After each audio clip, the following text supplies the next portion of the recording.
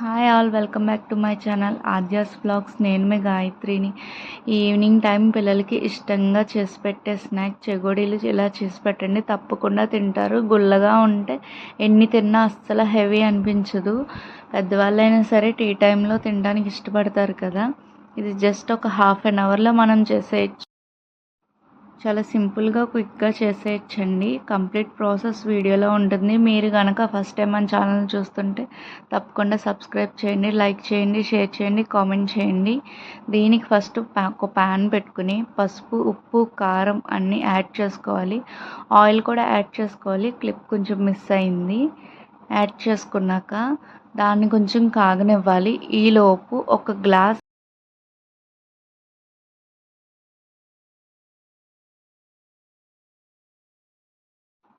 ఈలోగా మనం ఒక ప్లేట్ తీసుకుని అందులో 1.5 గ్లాస్ మైదా పిండిని జల్లించుకోవాలి. ఏ పిండినైనా జల్లించుకుంటేనే బాగుంటుంది.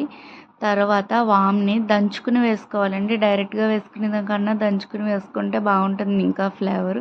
తర్వాత వరిపిండి కూడా 1.5 గ్లాస్ వేసుకుని దీన్ని కూడా జల్లించుకోవాలి. ఏమీ లేకుండా ఎంత ఫ్రెష్ పిండి అయినా జల్లించుకునే వేసుకోవాలి. గమ్మున ఏమైనా వచ్చినా సరే అది ఆపుతుంది. ఫుల్గా బాగా కలుపుకుని ఇది కొంచెం కొంచెంగా తిప్పుకుంటూ యాడ్ చేసుకోవాలండి. కన్సిస్టెన్సీ గుర్తుపెట్టుకోవాల్సింది ఏంటంటే పూరీ పిండి కన్సిస్టెన్సీ కన్నా కొంచెం గట్టిగానే ఉండాలి. మనం కుడుములు పెట్టుకుంటాం చూసారా, చేసే వాళ్ళకి అర్థమవుతుంది. ఆ కన్సిస్టెన్సీలోనే ఉంచుకుని బాగా కలుపుకోవాలండి. బాగా కలుపుకున్న తర్వాత స్టవ్ ఆఫ్ చేసుకున్నప్పుడు మనం చేసుకునే వరకు తీసుకుని మిగిలిన దాన్ని మూత పెట్టుకుని ఉంచుకోవాలి. ఎందుకంటే ఇందులో మాయిశ్చర్, చమ్మదనం అనేది మిస్ అయిపోయిందంటే మనం ఎంత అలా చేసినా సరే చెగోడీలు రావు. అందుకని మాయిశ్చర్ మేనేజ్ చేసుకుంటూనే చేసుకోవాలి.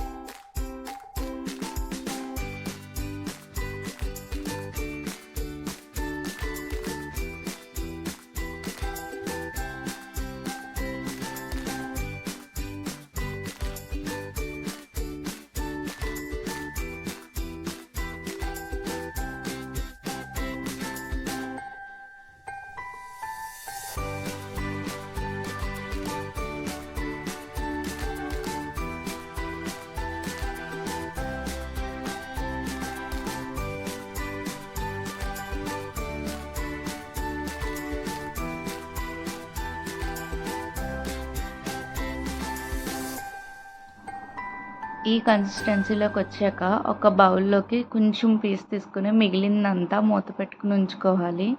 తీసుకున్న దాన్ని చేత్తో బాగా ఒత్తుకుని మెత్తగా పూరీ పిండి ప్యాటర్న్లో వచ్చేలా చేసుకోవాలి.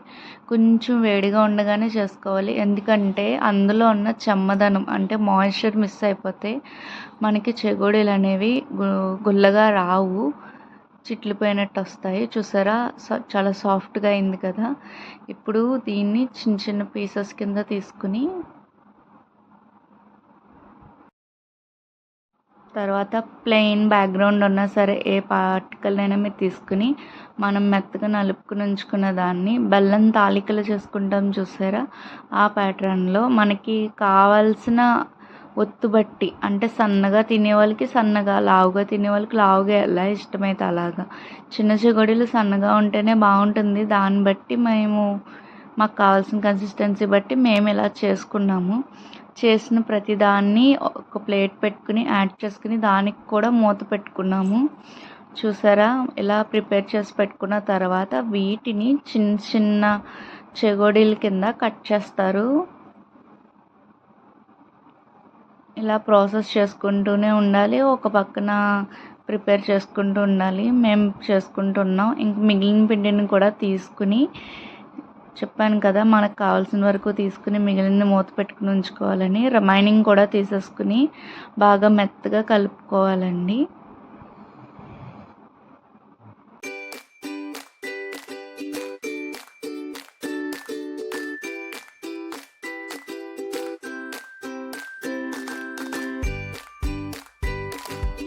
ఆల్మోస్ట్ కంప్లీట్ అయిపోయినట్టే.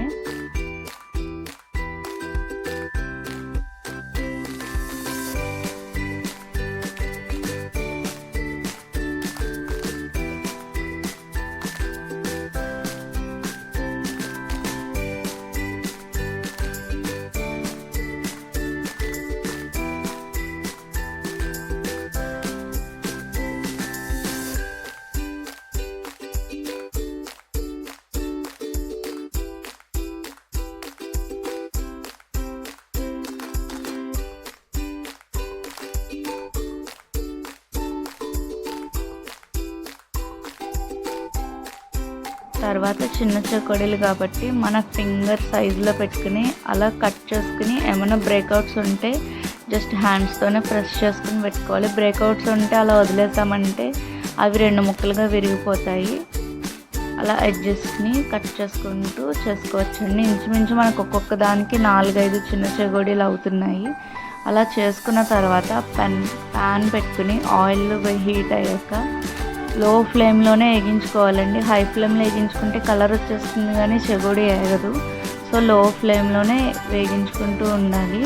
దగ్గరుండి వేగించుకోవాలి. దూరంగా వెళ్ళినా మాడిపోయి కలర్ మారిపోతాయి. మేనేజ్ చేసుకుంటూ వేగించుకోవాలండి. ఇలా చేసుకుంటే చాలా క్రిస్పీగా చాలా టేస్టీగా ఉండే చిన్న చెకోడీలు ప్రిపేర్ అయిపోతాయి మనకి.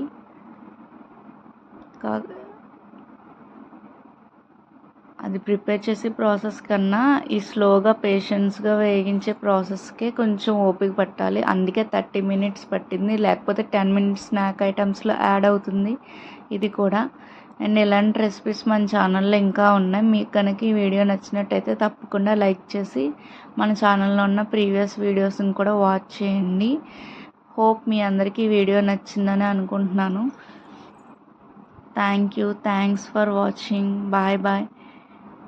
తప్పకుండా సబ్స్క్రైబ్ చేసుకుని వెళ్ళండి. Thanks for watching.